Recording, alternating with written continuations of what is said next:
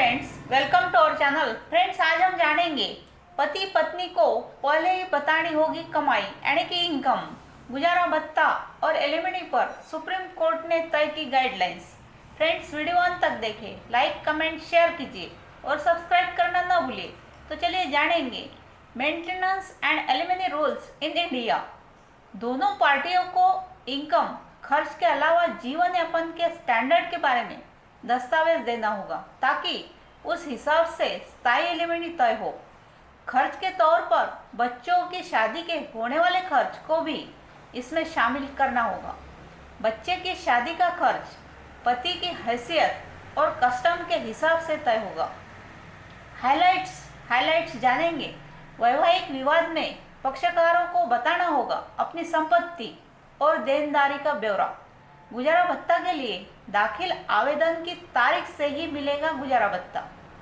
Supreme court ने गुजारा भत्ता और एलिमनी के लिए तय किए देश भर के लिए समग्र गाइडलाइंस। सुप्रीम कोर्ट ने वैवाहिक विवाद के मामले में गुजारा भत्ता और निर्वाह भत्ता तय करने के लिए अहम फैसला दिया है और कहा है कि दोनों पार्टियों को कोर्ट में कार्यवाही के दौरान अपनी असेट और लायबिलिटी मीन संपत्ति और अपने खर्चे यानी देनदारी को इनका खुलासा अनिवार्य तौर पर करना होगा। सुप्रीम कोर्ट ने कहा कि गुजारा भत्ता के लिए अदालत में आवेदन दाखिल करने के तारीख से ही गुजारा भत्ता तय होगा। सुप्रीम कोर्ट ने इस मामले में देश भर की जिला अदालतों फैमिली कोर्ट के लिए गाइडलाइंस जारी किए हैं कि किस तरह से गुजारा भत्ता के मामले में आवेदन होगा और कैसे मुआवजे की रकम का भुगतान होगा। सुप्रीम कोर्ट ने कहा है कि आवेदन की तारीख से ही राशि का भुगतान करना होगा। साथ ही पिछले किसी कार्यवाही में भुगतान किए गए राशि को अदालत एडजस्ट करेगी। सुप्रीम कोर्ट के जस्टिस के बेंच ने अनुच्छेद 142 के विशेषाधिकार के तहत उक्त निर्देश जारी किए हैं।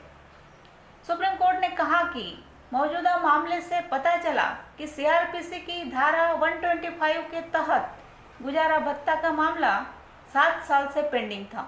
ये उचित होगा कि मेंटेनेंस को लेकर गाइडलाइंस जारी किया जाए जिसके तहत गुजारा भत्ता कब से मिले, किस तरह मिले और क्या क्या क्राइटेरिया हो, ये तय होना जरूरी है।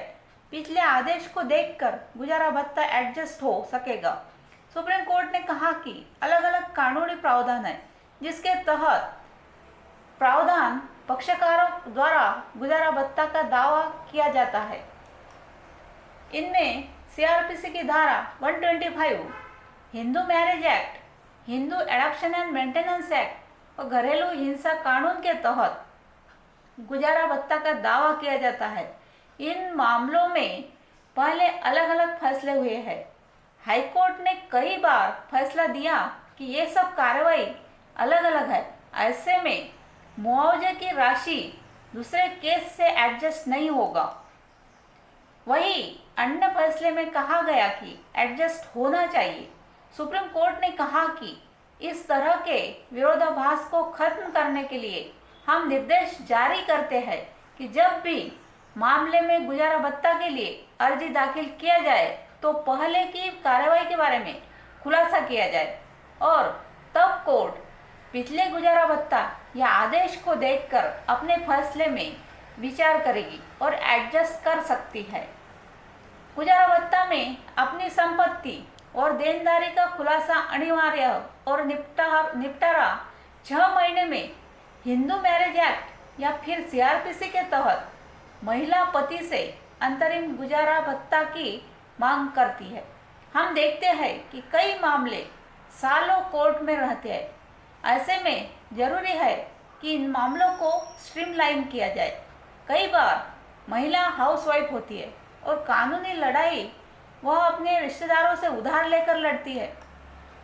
ऐसे में दोनों पार्टियों को अपनी संपत्ति और देनदारी का ब्यौरा कोर्ट में देना होगा। अदालत ने कहा कि फैमिली कोर्ट में आवेदन के साथ साथ दोनों पार्टियों को अपनी संपत्ति और देनदारी का ब्यौरा देना अनिवार्य होगा।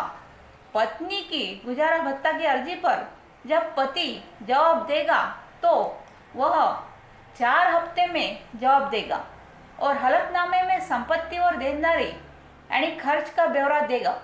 कोर्ट उसे 2 मौका देगी। अगर इस दौरान पति जवाब नहीं देता तो उसका बचाव कोर्ट खत्म कर सकती है और आवेदक की अर्जी के मुताबिक फैसला देगी। सुनवाई के दौरान अगर वित्तीय स्थिति में पार्टियों के बदलाव हुए तो दोबारा हलफनामा देना होगा। कोर्ट में कोई भी गलत जानकारी देने पर, गलत बयान के मामले में उक्त पार्टी पर मुकदमा चलेगा और साथ ही कंटेम्प्ट ऑफ कोर्ट का केस अलग से चलेगा। अंतरिम गुजारा भत्ता का आदेश हलफनामा दायर करने के 4 से 6 महीने के भीतर होगा। गुजारा भत्ता का आकलन कैसे होगा, इसके लिए कोई स्ट्रैटेजिक फार्मूला नहीं। सुप्रीम कोर्ट ने कहा कि इसके लिए कोई स्ट्रैटेजिक फार्मूला नहीं है कि कैसे गुजारा भत्ता तय होगा। ये पार्टियों के स्टेटस पर निर्भर है। साथ ही पत्नी की ज़रूरत, बच्चों की पढ़ाई, पत्नी प्रोफेशनल तरीके से पढ़ी है या नहीं, उसकी आमदनी क्या है, क्या उसकी आमदनी से जीवन निर्वाह हो सकता है, क्या शादी से पहले से नौकरी थी, क्या शादी के दौरान नौकरी में थी या नॉन वर्किंग है, इन तमाम बिंदुओं को देखना होगा। कई जजमेंट है जिसमें कहा गया है कि पति की हैसियत के हिसाब से गुजारा भत्ता तय होगा और उसके खुद के परिवार का उस पर कितनी जिम्मेदारी है ये भी देखना होगा। सुप्रीम कोर्ट ने कहा कि इस मामले में केयरफुल बैलेंस की ज़रूरत है। पति की वित्तीय स्थिति, पत्नी का ससुराल में स्टैंडर्ड ऑफ लिविंग क्या था, इसे देखना होगा। बच्चों की पढ़ाई, उसके खर्चे, दोनों पक्षकारों की नौकरी और उम्र को भी देखना होगा। कई फैसले में कहा गया है कि पत्नी की नौकरी गुजारा भत्ता देने के मामले में बार नहीं है। सुप्रीम कोर्ट ने कहा कि फैमिली कोर्ट उक्त तमाम तथ्यों और परिस्थितियों को देखकर आदेश पारित करेगा। आदेश का पालन नहीं करने पर होगा contempt of court. Supreme court ने साफ किया है कि जिस तारीख से गुजारा भत्ता के लिए आवेदन दाखिल किया जाएगा उसी तारीख के हिसाब से गुजारा भत्ता तय होगा।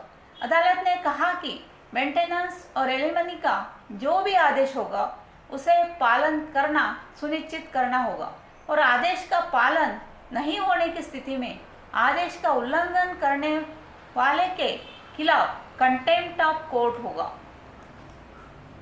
क्या था मामला? सुप्रीम कोर्ट ने महाराष्ट्र के एक मामले में निचली अदालत और बॉम्बे हाई कोर्ट के फैसले को सही ठहराया, जिसमें पति को निर्देश दिया गया था कि वह पत्नी को 15,000 रुपये प्रति महीने और बच्चे को 10,000 रुपये प्रति महीने गुजारा भत्ता का भुगतान करे। इस मामले में अंतरिम गुजारा भत्ता का मामला 7 साल से पेंडिंग था। सुप्रीम कोर्ट में महिला के पति ने हाई कोर्ट के फैसले को चुनौती दी थी।